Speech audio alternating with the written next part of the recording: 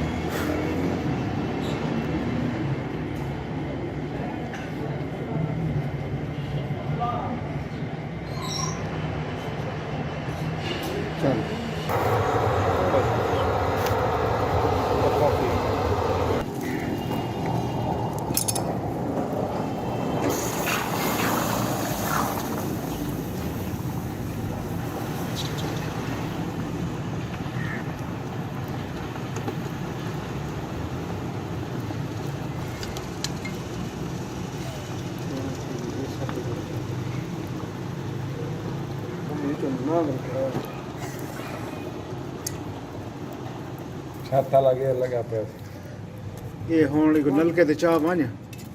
ਪਾਣੀ ਗਿੜੇ ਦਾ ਤੇ ਉਥੇ ਹੀ ਠੰਡਾ ਸੀ ਜਾਵੇ ਪਿੱਛੇ ਭਲਾ ਉਥੋਂ ਕੱਢਣੀ ਮੈਂ ਹਾਂ ਸਾਰੀ ਬਾਲਟੀ ਚਾਹ ਬਣ एक ਸਾਰੇ ਹਾਂ ठंडा नहीं से कर दे ਇਹ पाड़िया ना बने ਤਰੁਮੇਸ਼ को पता है पानी चल रहा है ਅੱਛਾ ਠੀਕ ਹੈ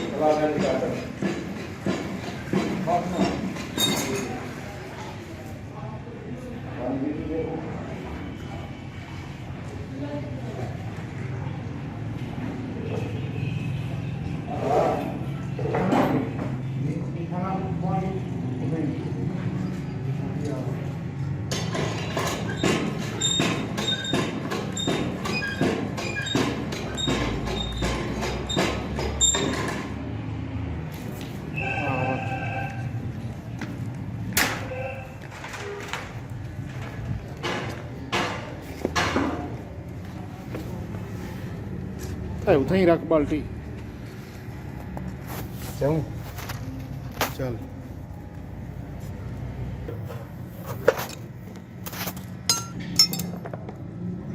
ਚੱਲ ਲਿਖਾ ਬਸ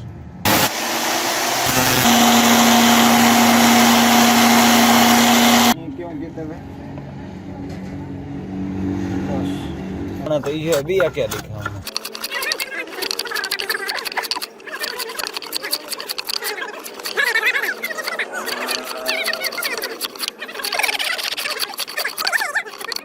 हमने सर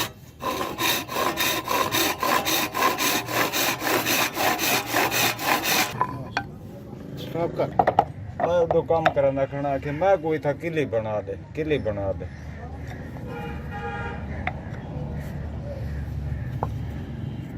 बड़े बाबत रखो यार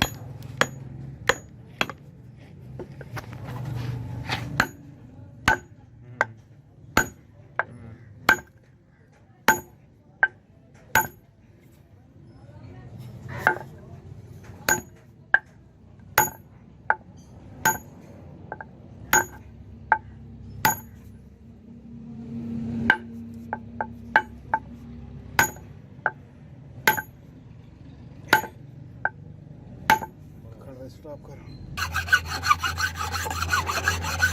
एक बार ये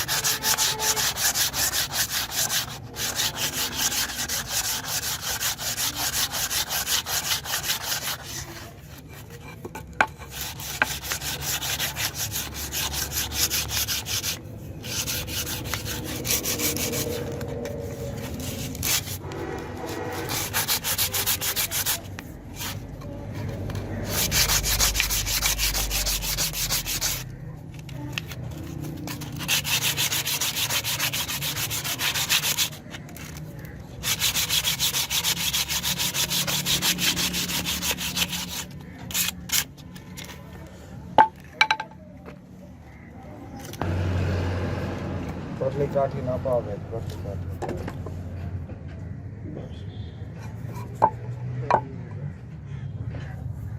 अच्छा